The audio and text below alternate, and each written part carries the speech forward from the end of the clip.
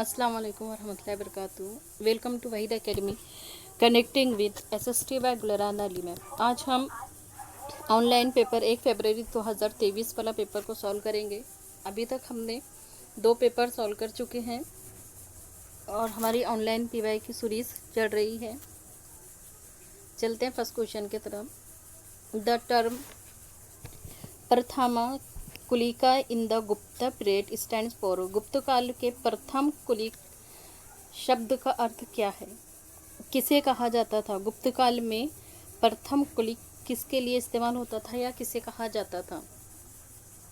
तो ये वर्ड प्रथम कुलिक शब्द या प्रथम कुलिक शब्द किसके लिए यूज़ होता था?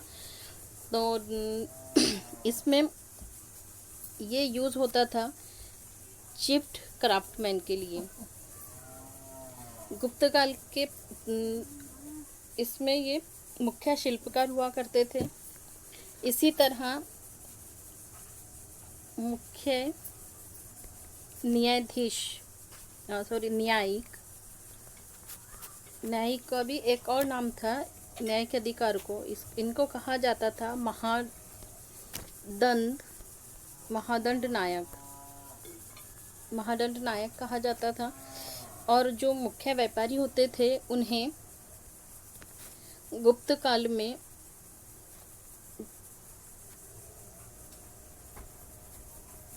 मुख्य व्यापारियों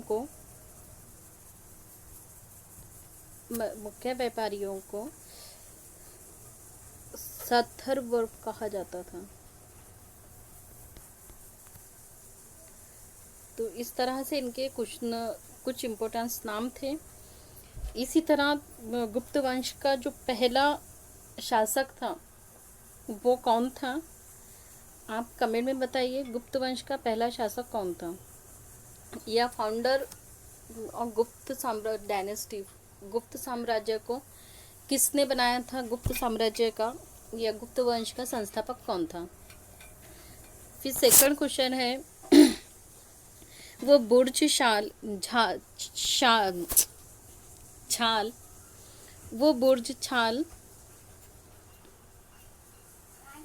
कहाँ पाई गई जिस पर ऋग्वेद की वैदिक प्रार्थनाएं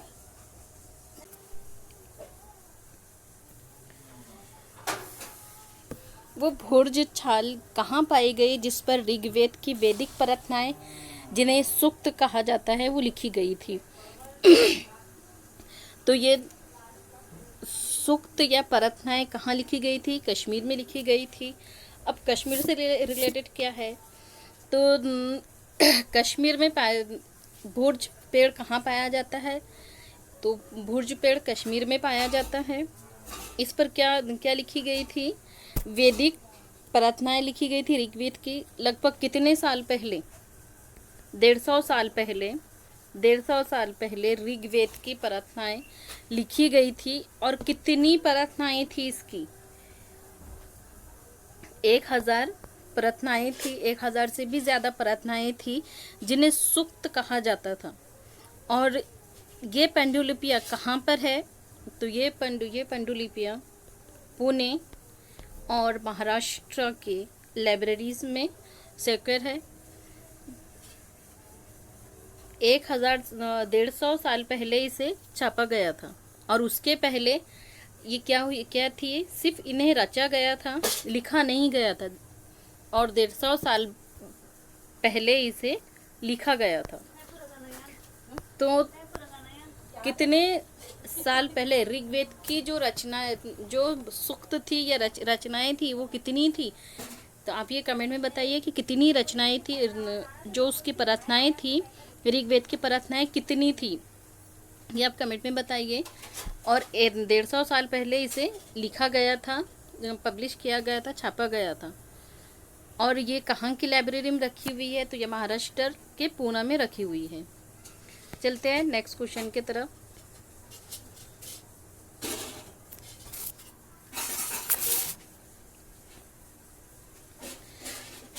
Which one of the following Tamil works inform us about the lives of ordinary men and women? निम्नलिखित में से कौन सी तामिल कृति हमें आम पुरुषों और महिलाओं के जीवन महिलाओं के जीवन के बारे में सूचित करती है। किस में लिखा हुआ है, किस तमिल कृति में लिखा हुआ है जिसमें महिलाओं और पुरुषों के जीवन के बारे में लिखा हुआ है? तो ये है प्रियापुरम। अब प्रियापुरम कहाँ की लिखी हुई है? तो प्रियापुरम 7वीं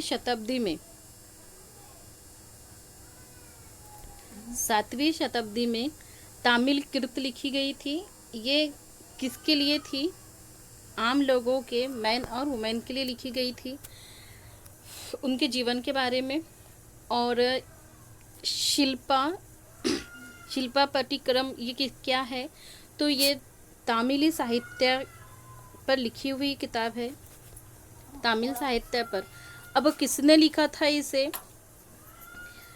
शिल्पातिकरम को किसने लिखा था? तो इसके जो महाकवि थे इलंगो थे। इलंगो ने लिखा था इसे। तो आपको ये याद रखनी है कि शिल्पातिकरम को किसने लिखा था? तो शिल्पातिकरम के जो लेखक थे वो थे इलंगो। और ये किस पर लिखी हुई थी? ये तमिली साहित्य पर लिखी हुई थी, तमिली भाषा पर लिखी हुई थी। ये दोनों भी पॉइंट्स याद रखनी है। और इसमें जिसमें हमारे तमिली कृति वो कौन सी है जिसमें आम लोगों के जीवन के बारे में लिखे हुए, आम लोगों जैसे पुरुषों और महिलाओं के जीवन के बारे में लिखा हुआ है? तो वो है प्रियापुरम में। इसको किसने लिखे थे? तो इसके जो राइटर थे, लिखने वाले थे, वो कौन थे?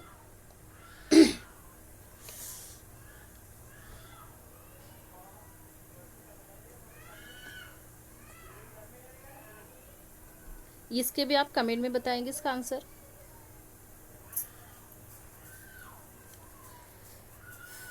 चलते हैं 4th क्वेश्चन की तरफ। निम्नलिखित में से कौन मेल नहीं खा रहा है? हमको रॉन्ग वाली मैच दिखानी है। कौन कहाँ पर था, कौन किसके वंश से रिलेटेड है? तो देखिए, खिजुराहो क्या है? ये चंदेल वंश में था। फिर है आहोल चालुक्य वंश से थे। और कंचीपुरम कहाँ पर है? ये पल्लव्स में है, ये भी राइट है। तो रॉन्ग कौन सा होगा फिर? महाबलीपुरम चोलास, ये रॉन्ग है क्योंकि महाबलीपुरम भी पल्लव्स में ही आता था, इसलिए ऑप्शन डी हमारा राइट आंसर होगा। Consider the following statements. Tawarikh was written by learn man in Urdu. Tawarikh को उर्दू भाषा में लिखा गया। तवारीख को सुशिक्षित व्यक्तियों के द्वारा उर्दू में लिखा गया। क्या ये सही है? हमको सही वाला ऑप्शन सिलेक्ट करना है, सही कथन बताना है। फिर पूछा गया है the writer of Tawarikh use to live in urban areas. Tawarikh को जो लिखने वाले थे वो लोग अर्बन एरियाज में रहते थे, या they often wrote their histories for sultan in the hope of rich reward। वो प्रिय अपने ऐतिहास सुल्तानों के लिए उनसे ढेर सारे पुरस्कार पाने की आशा उम्मीद में लिखा करते थे। तो चलिए देखते हैं हम पहला ऑप्शन क्या है। तो ये उर्दू में नहीं लिखे गए थे, ये पर्शियन भाषा में लिखी गई थी, फारसी में लिखी गई थी, फारसी में लिखी गई तवारीख थी।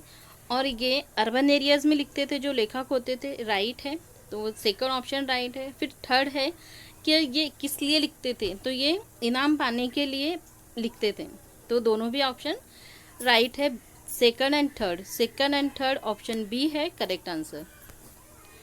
क्वेश्चन नंबर 6, निम्नलिखित में से कौन सी रचना सूरदास द्वारा संकलित नहीं है? सूरदास ने नहीं लिखे, वो वाली उनकी रचना दिखानी है, कौन सी नहीं है? तो सूरसागर है,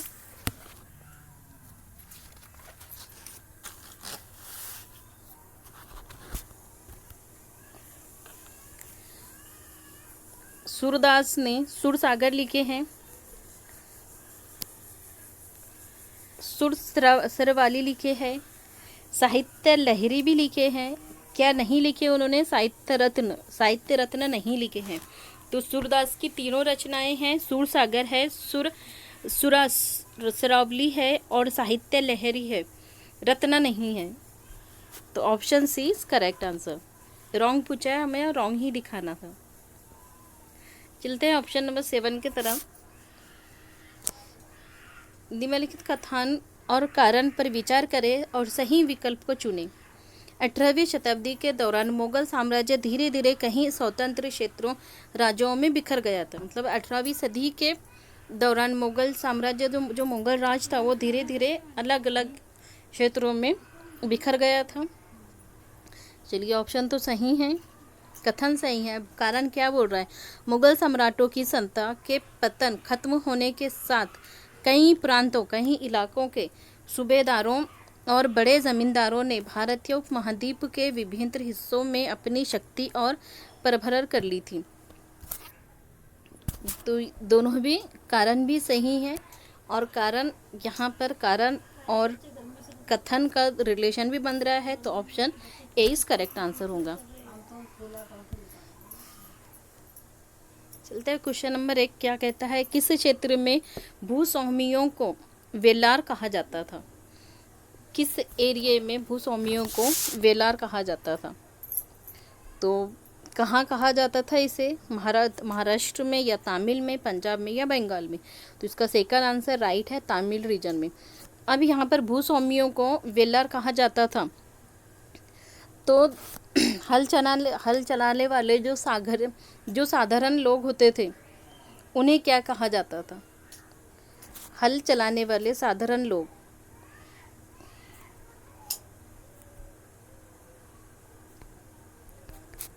हल चलाने वाले जो आम लोग थे, साधारण लोग थे, इन्हें क्या कहा जाता था? तो इन्हें, हल चलाने वाले साधारण लोगों को उजाउर कहा जाता था, उजावर कहा जाता था। फिर है भूमिहीन मजदूरों को, जो भूमिहीन मजदूर में दास वगैरह होते थे, दासों या भूमिहीन मजदूर जो ज़मीन पर काम करते थे, खेती पर काम करने वाले मजदूर होते थे, उन्हें क्या कहा जाता था? तो उन्हें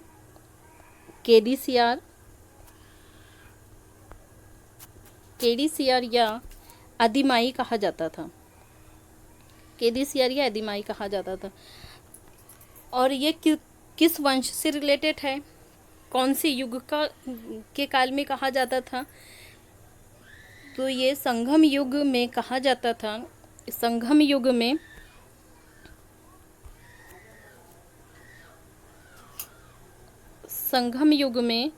कहा जाता था।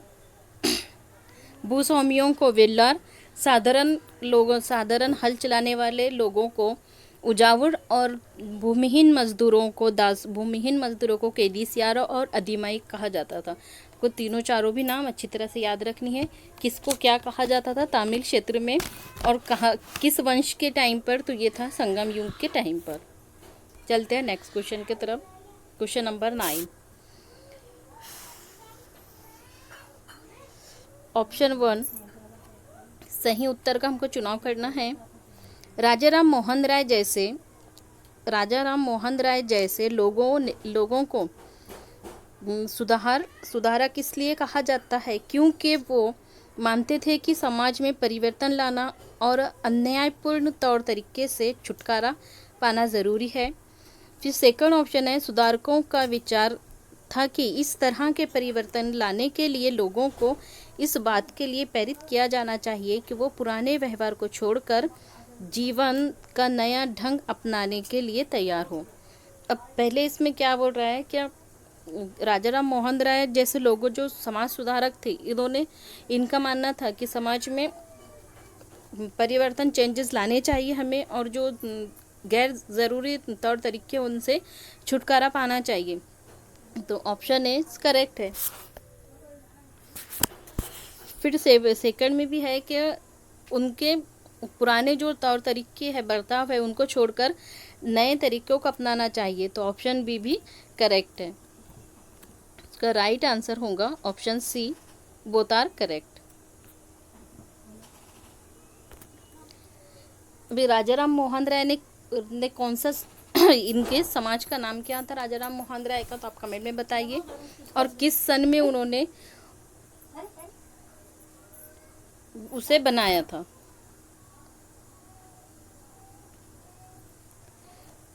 फिर क्वेश्चन नंबर 10, वेद समाज established in the Eastfield, Madras, Chennai was inspired।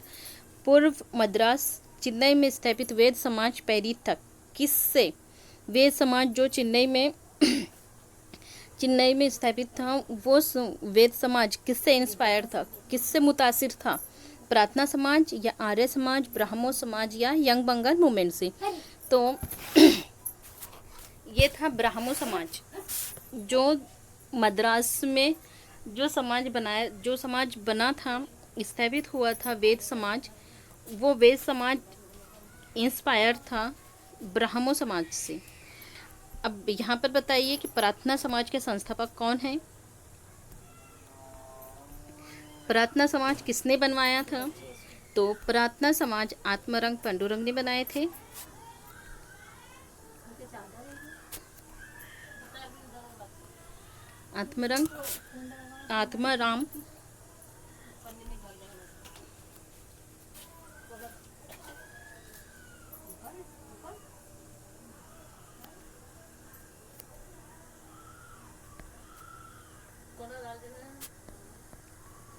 Atmaram Pandurang ने बनवाए थे। आर्य समाज किसने बनवाए थे? तो आर्य समाज स्वामी दयानंद सरस्वती ने बनवाए थे।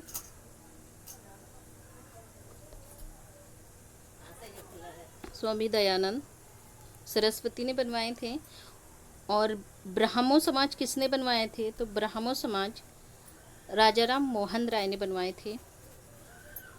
RR मोहन रॉय या RRM रॉय भी आप इनको बोल सकते हैं।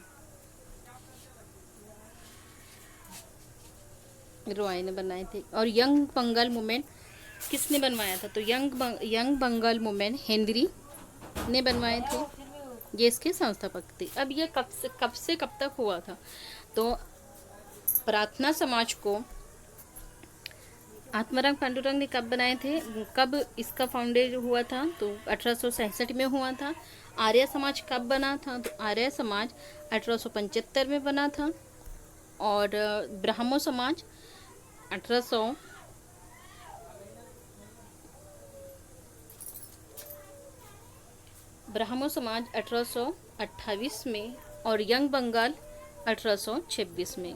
इन चारों के आपको नेम भी अच्छी तरह से याद रखनी है और इन लोगों के नाम भी याद रखनी है, समाज सुधारक के। चलते हैं क्वेश्चन नंबर 11 की तरफ।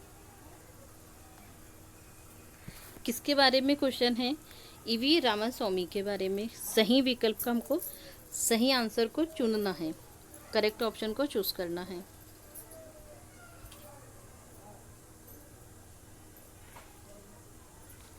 ईवी रामास्वामी नायकर और प्रियर मनु संहिता, भगवद गीता और रामायण जैसे ग्रंथों के आलोचक थे। तो ये दोनों भी भगवद गीता और रामायण के आलोचक थे। यस, कथन तो ऐसा ही है। रीज़न क्या बोल रहा है? पीरियड ने देखा कि ये ग्रंथ निम्न जातियों के ऊपर उच्च जातियों और महिलाओं के ऊपर पुरुषों का वर्चस्व स्थापित करने के लिए उपयोग में लाए जाते हैं।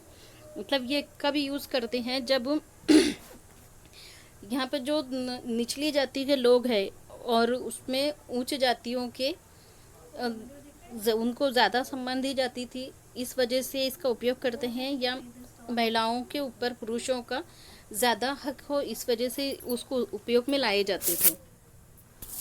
तो यह इसका रीज़न भी सही है और इन दोनों का रीज़न सही है, मतलब यहाँ रिलेशन दोनों का बन रहा है। तो ऑप्शन ए इस करेक्ट आंसर होगा।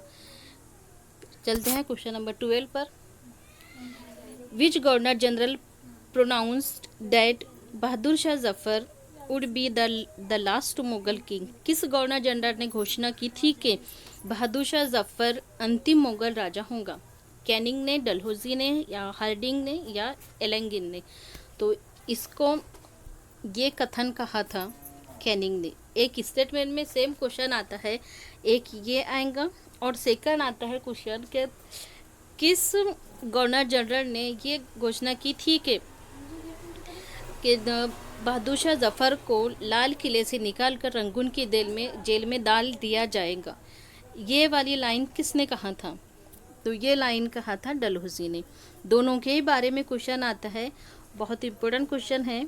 स्टेटमेंट का क्वेश्चन इस पर ज़्यादा पूछा जाता है। अगर से रॉन्ग पूछे तो इनका कथन को ऊपर नीचे कर देता है, और एज इट इज़ राइट पूछा है तो एज इट इज़ लाइन होती है कि किस जनरल ने घोषणा की, किसने कहा कि बहादुर शाह जफर आखिरी बादशाह होगा, तो वो है कैनिंग। और किसने कहा कि बहादुर शाह जफर को रंगून की जेल में डाल दिया जाए, ये डलहौजी ने कहा।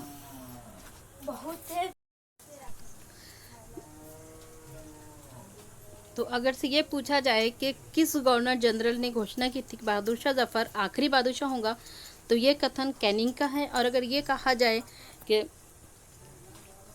बहादुर शाह जफर को लाल किले से निकालकर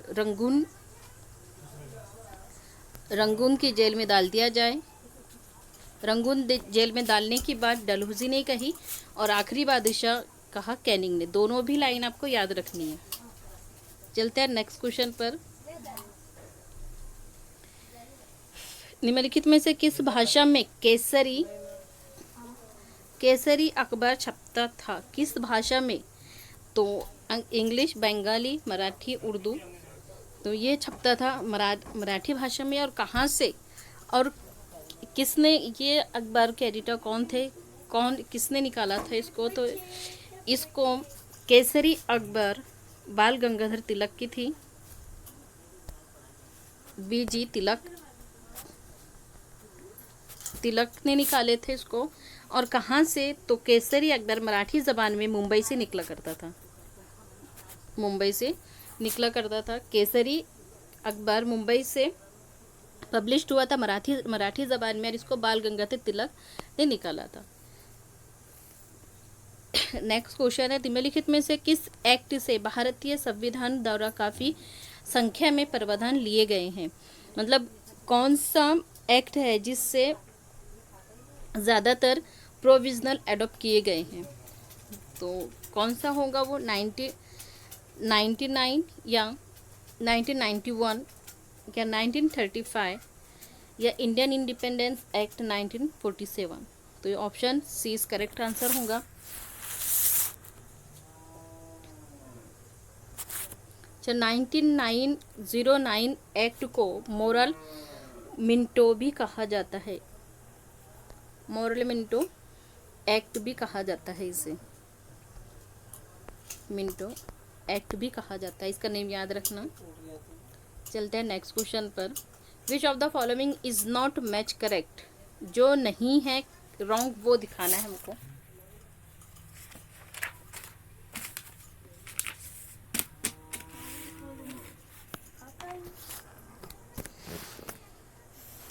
प्लैनेट दिए गए हैं और एक तरफ उनका नंबर ऑफ मून्स दिए गए हैं, उनके उपग्रह कितने कितने हैं वो दिखाया गया है। मर्स के उपग्रह कितने हैं? तो मर्स के उपग्रह 2 है। अब इनके नेम क्या है? इसके 2 उपग्रह है, एक है फोबस और दूसरा है डीमोस और फोबस, इसके 2 उपग्रह है। तो जुपिटर, ये मार्स,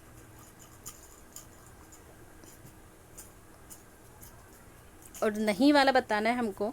तो मार्स तो सही है क्योंकि मार्स के 2 बराबर है, 2 उपग्रह है, 2 चंद्रमा से आगे। फिर बता रहा है जुपिटर के कितने है? तो जुपिटर के 67 उपग्रह है, तो ये वाला ऑप्शन हमारा रॉन्ग होगा, बी।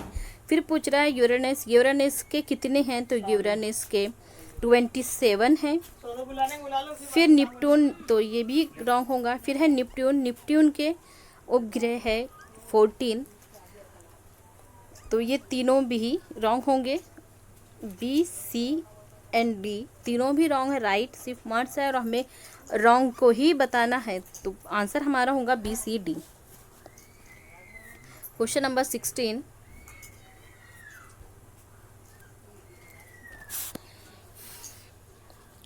उत्तरी ध्रुव विंध्य और उत्तरी ध्रुव के बीच के क्षेत्रों में बहुत ठंड होती है।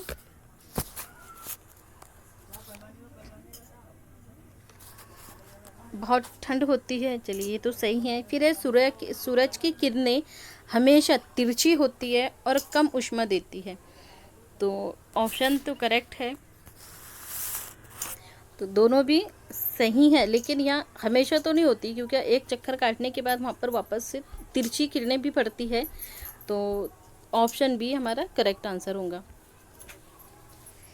Sunrise in the east because सूरज पूरब में उदय होता है।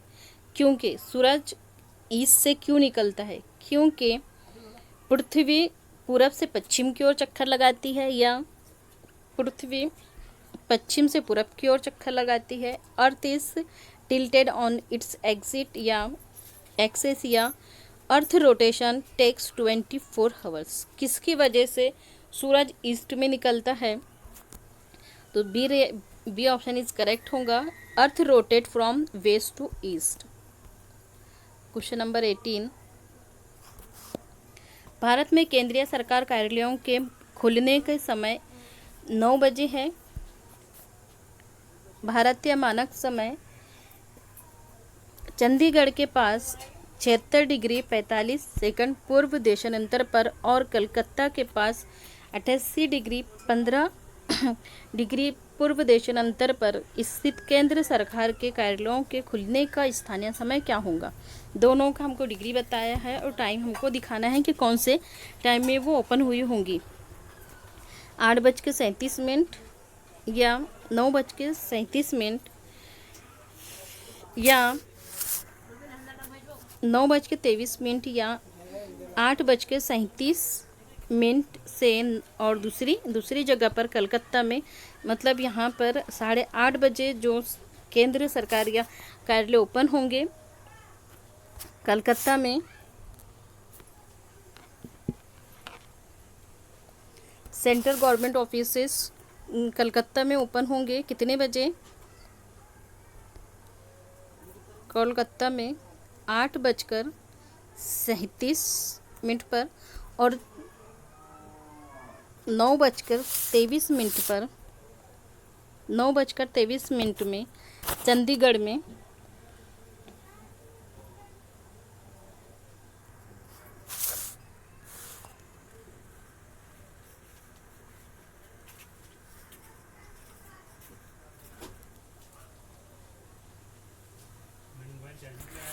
सॉरी,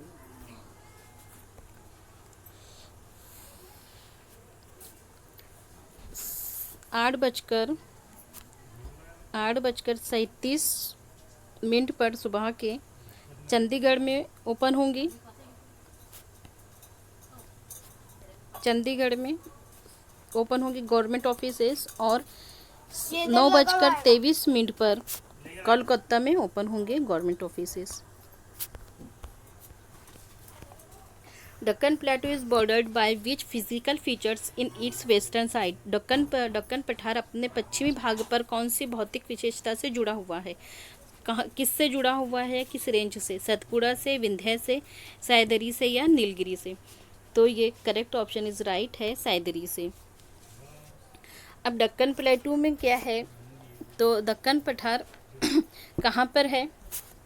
दक्कन पठार वेस्ट में है, मतलब यहाँ पर क्या है हमारे, यहाँ पर दक्कन पठार है जिससे डीपी है, दक्कन प्लेटू।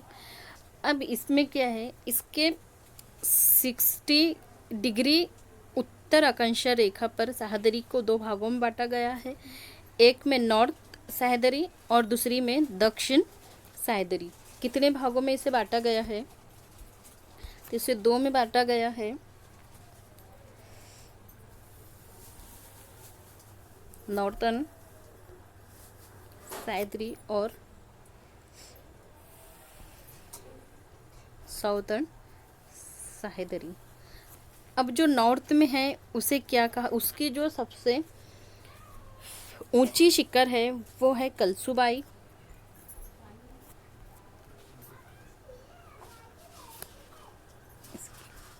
कलसुबाई है सबसे ऊंची चोटी। और साउथ में जो साउथ वाले एरिया की सबसे ऊंची चोटी है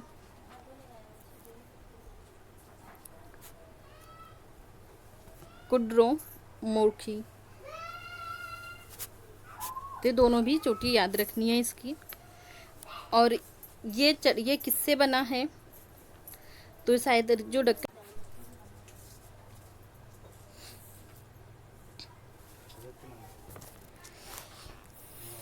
अभी ये तो डक्कन प्लेटो बना है तो किससे बना है? ये वेल्केनोस बेसाल्ट से बना है। वेल्केनो बेसाल्ट से बना है। लेके जाऊंगा भी नहीं कहीं।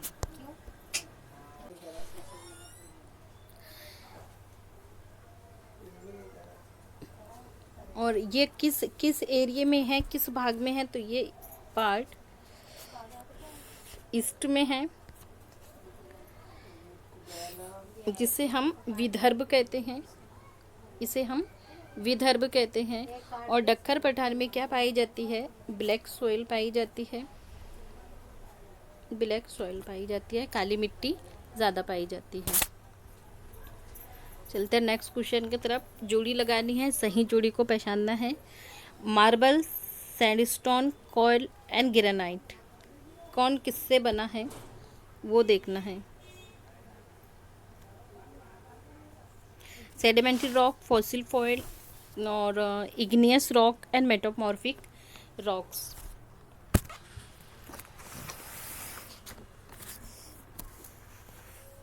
तो संगे मरमर या मार्बल किसका एग्जाम्पल है? तो यह है इग्नियस रॉक का, इग्नियस रॉक का से ए का 3। फिर है सैंडस्टोन या बलुआ पत्थर, ये किसका एग्जाम्पल है? तो ये है फ्यूसिल फॉयल, तो बी का सेकंड। फिर कोयला क्या है? कोयला सेडिमेंट्री रॉक का एग्जाम्पल है, तो सी का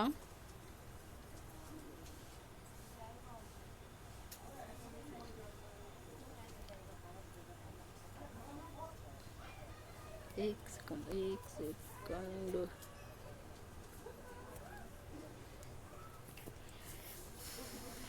मार्बल इग्नियस रॉक है।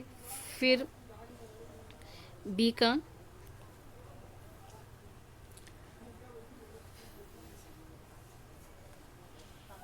बलुआ पत्थर है। और सादी शैल सेडिमेंट्री रॉक।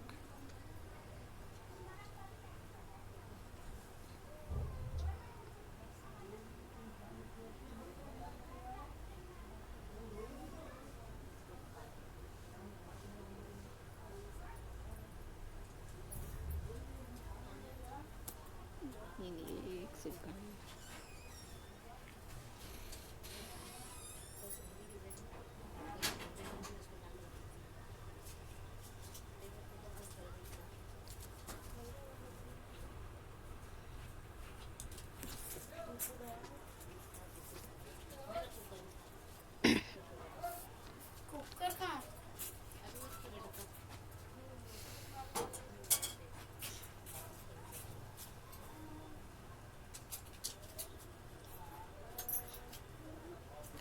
सेडिमेंट्री रॉक कोयला,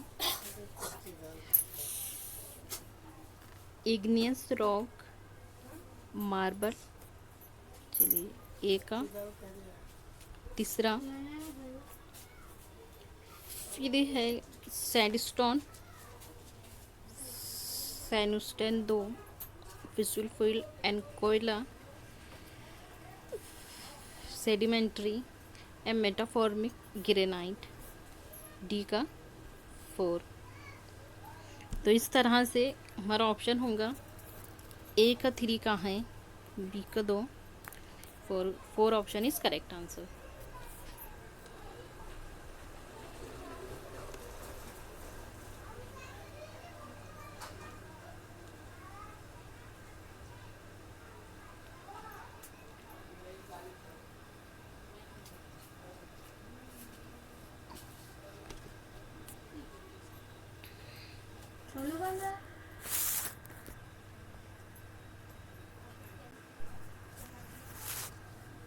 लैंडफॉर्म एंड एजेंट्स, घटक क्या, स्तर रूप और उनके घटक क्या है, उनका सही युग्म करना है, करेक्ट पहचानना है। ल्यूज, तटबंध, फिर है स्ट्रोक, मशरूम रॉक और मोरेनीस, कौन किससे बनता है?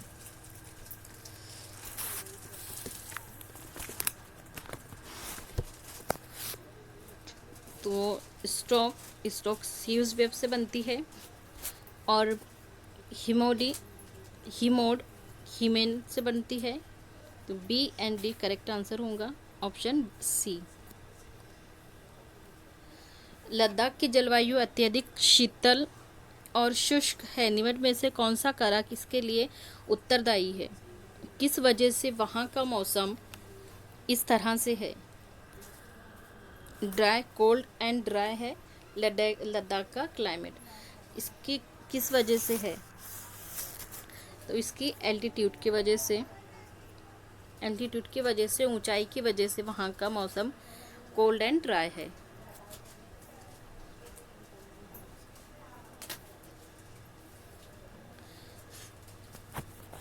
The air is cold in areas having lower temperature, कम तापमान वाले क्षेत्रों में वायु ठंडी होती है, हवा ठंडी होती है जहाँ पर टेम्परेचर कम होता है।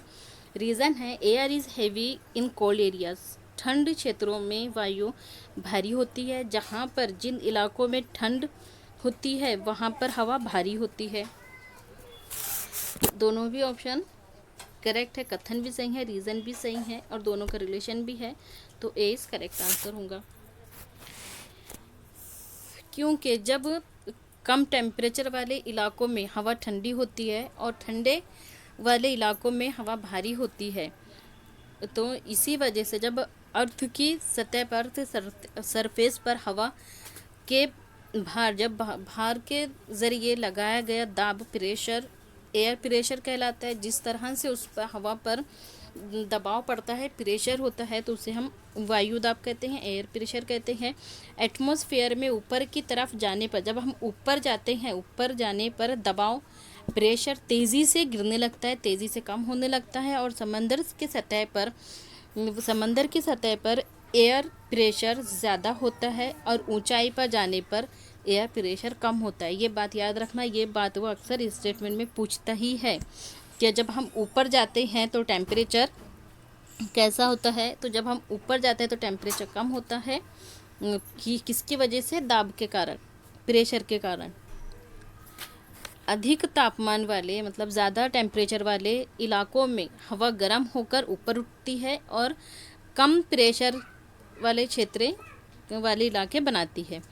फिर जब कम प्रेशर होता है और उसमें जो फोर्स पड़ते हैं तो आसमान में नमी वाला मौसम होता है, मतलब बादल बनते हैं और बारिश होती है, उसके साथ जुड़ जाता है। जहाँ पर कम तापमान होता है, कम टेम्परेचर होगा, उस इलाके में हवा ठंडी होती है। ये बात हमें याद रखनी है कि जहाँ पर जिस एरिया में तापमान टेम्परेचर कम होता है वो वाले इलाकों में हवा ठंडी चलती है।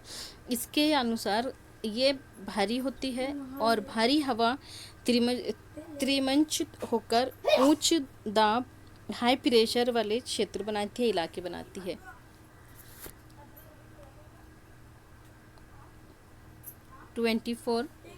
निम्नलिखित में से कौन सा जनसंपर्क माध्यम का उदाहरण नहीं है? Which of the following is not an example of mass media? Mass media का एग्जाम्पल कौन सा नहीं है?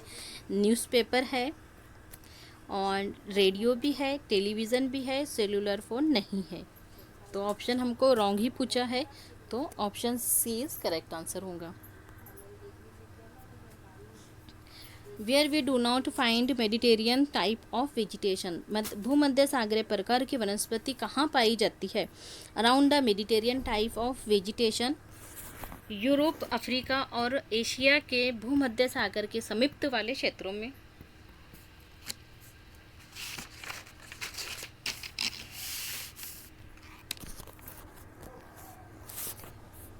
या California in the United States of America, संयुक्त राज्य अमेरिका के कैलिफोर्निया वाले इलाके में, या साउथ वेस्ट अफ्रीका में, या साउथ ईस्ट अफ्रीका में। तो भूमध्य सागरीय प्रकार की वनस्पति हमें पाई जाती है साउथ ईस्ट अफ्रीका में। Option D is correct answer. 26, consider the following resources. निम्न संस्थानों पर विचार कीजिए, कौन से संस्थान हैं? तो mica, forest, natural gas, soil या वाटर। तो इसमें से एग्जांपल्स बतानी है किसकी? रिन्यूएबल रिसोर्सेज की। उपयुक्त में से कौन से प्राकृतिक संस्थान नवीनीकरण संस्थान के उदाहरण हैं? तो कौन से हो सकते जो रिन्यूएबल है, मतलब एक क्या है इनके रिसोर्सेज के कितने पार्ट्स हैं? टू टाइप्स होते हैं रिसोर्सेज के। तो दोनों में से हमको एक का बताना है रिन्यूएबल कौन से रिसोर्सेज है। तो इसमें है फॉरेस्ट, नेचुरल गैस और मिट्टी। सॉइल तीनों भी है, 2, 3 and 4। B C and D, B C D कहाँ पर मिलेगा हमें?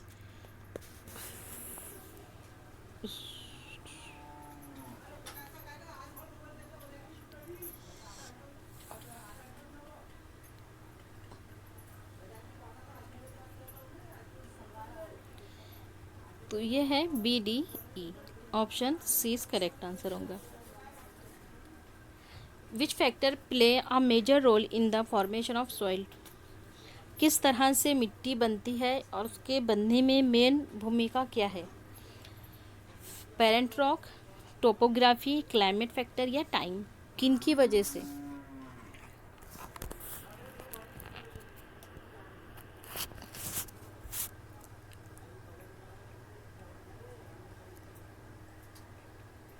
मूल चट्टान ओनली ए।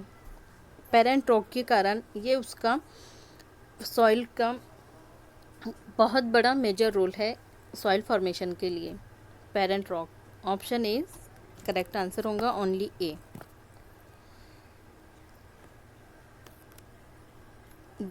डेप्थ trap in rural areas mainly illustrates the exploitative relationship between. कर्ज का जाल ग्रामीण इलाकों में मुख्यतः के बीच एक शोषणकारी संबंध को दर्शाता है।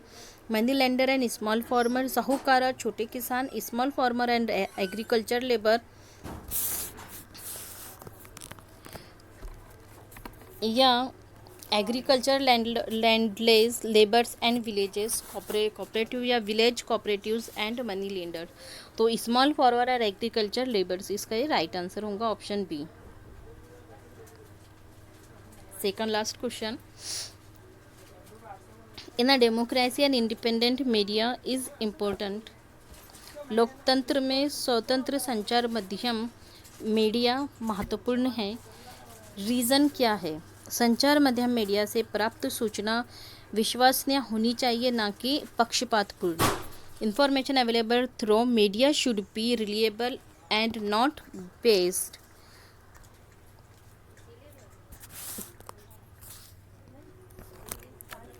तब लोकतंत्र में स्वतंत्र संचार माध्यम एक महत्वपूर्ण संचार है, मीडियम है। अब इसके मीडियम से, मीडिया के ज़रिए हमें एक इन्फॉर्मेशन, रियलिटी वाली इन्फॉर्मेशन मिलनी चाहिए जिस पर हम विश्वास कर सकते हैं, ना कि एक पक्षपात वाली झूठी इन्फॉर्मेशन मिलनी चाहिए। तो इसके ऑप्शन इज करेक्ट आंसर होगा। Last question, in India the government work at. Bharat में सरकार काम करती है कितनी स्तर पर और किस तरह से? वार्ड लेवल पर या स्टेट लेवल पर या नेशनल लेवल या रीजनल लेवल पर? तो भारत में सरकार काम करती है स्टेट लेवल और नेशनल लेवल पर। B and C, option B is correct answer होगा।